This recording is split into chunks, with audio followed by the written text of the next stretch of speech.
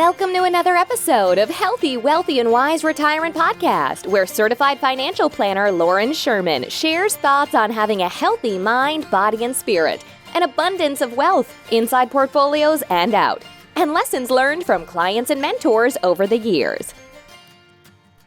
Welcome back to another episode of the Healthy, Wealthy, and Wise Retirement Podcast.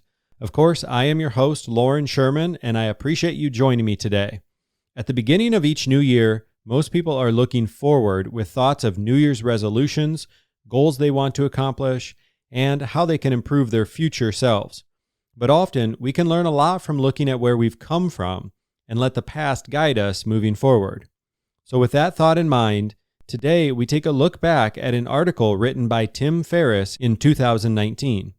If you are not familiar with Tim Ferriss, he is a popular entrepreneur, author, and a fellow podcaster.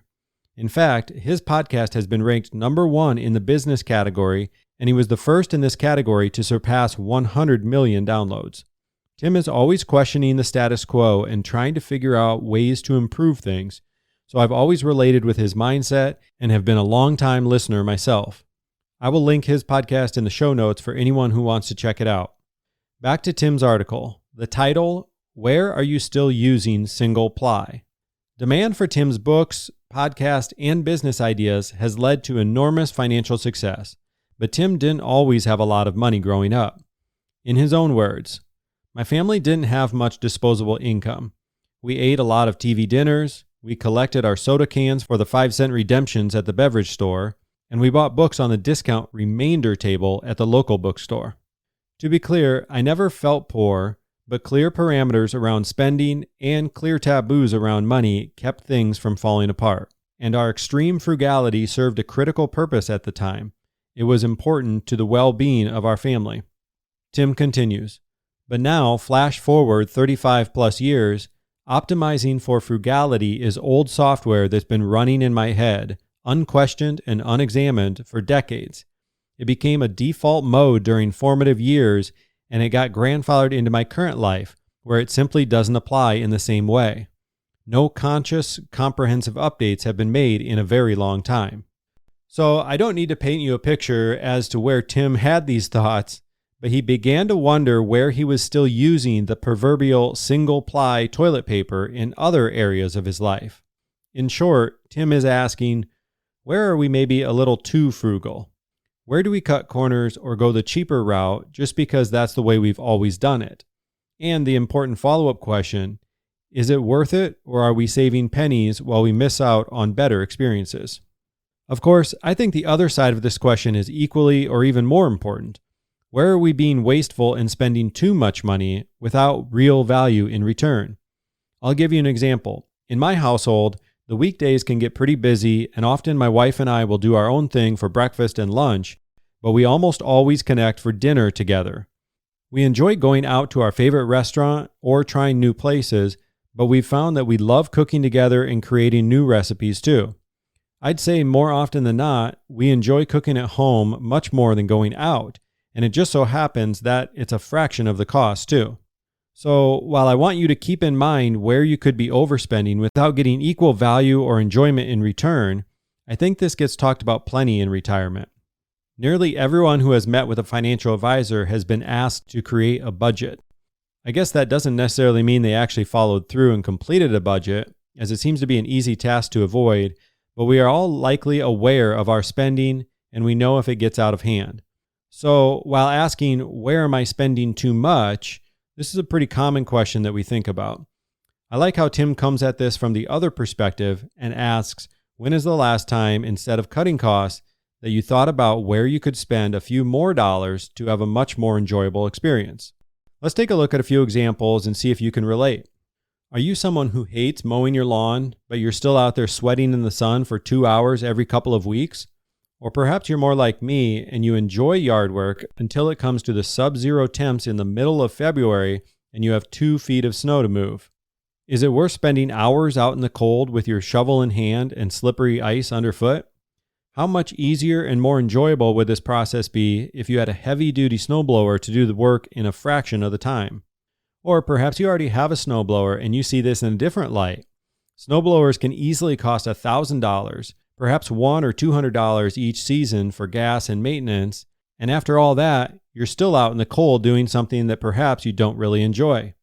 Of course, you're not in the cold for as long as you would be with a shovel, but what's another alternative? Instead, would it be worth paying a neighbor $50 and enjoying a hot cup of coffee from the comfort of your own home? Maybe these alternatives don't really hit home for you, but it's the process of asking the questions and making a conscious decision that we're after. Let's shift gears to that expensive gym membership, the nicest one in town. It's practically a resort, but it's also $150 per month.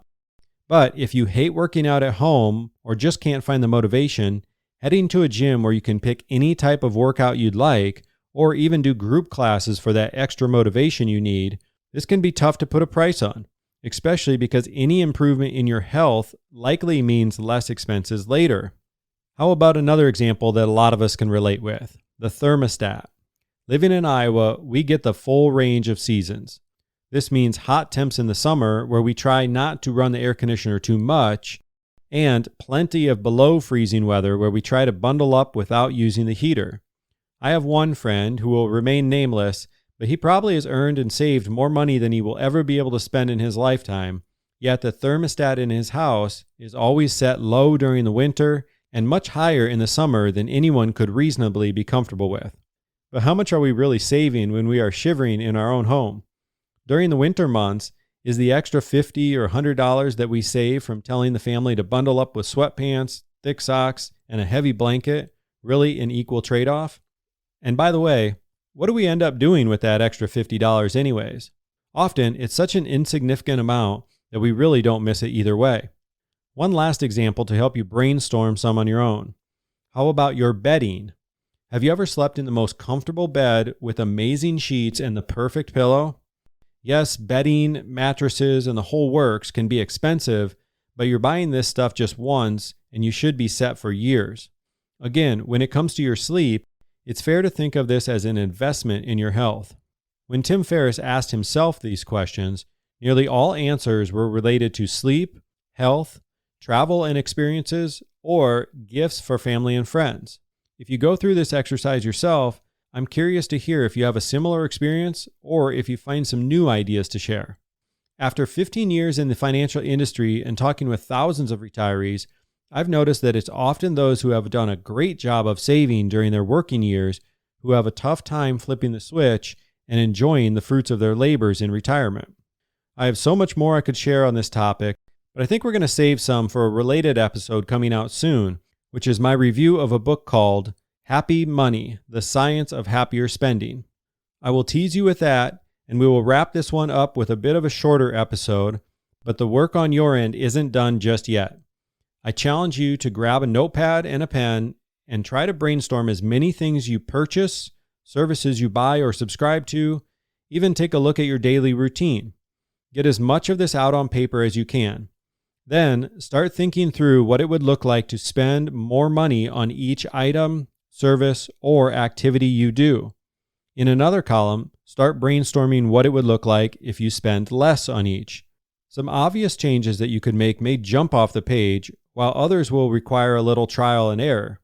For example, maybe you are that person who loves to go out to a restaurant for dinner and you aren't sure if you'll get the same enjoyment from cooking at home. Who knows, you might find out that you hate the extra grocery shopping and the added preparation, and you miss the social aspect of being out. From there, maybe it's not an all or nothing thing and you find some balance. I started a cheat sheet of my own that I've shared as a resource, but it's purposely unfinished as this is yours to create and personalize for your lifestyle.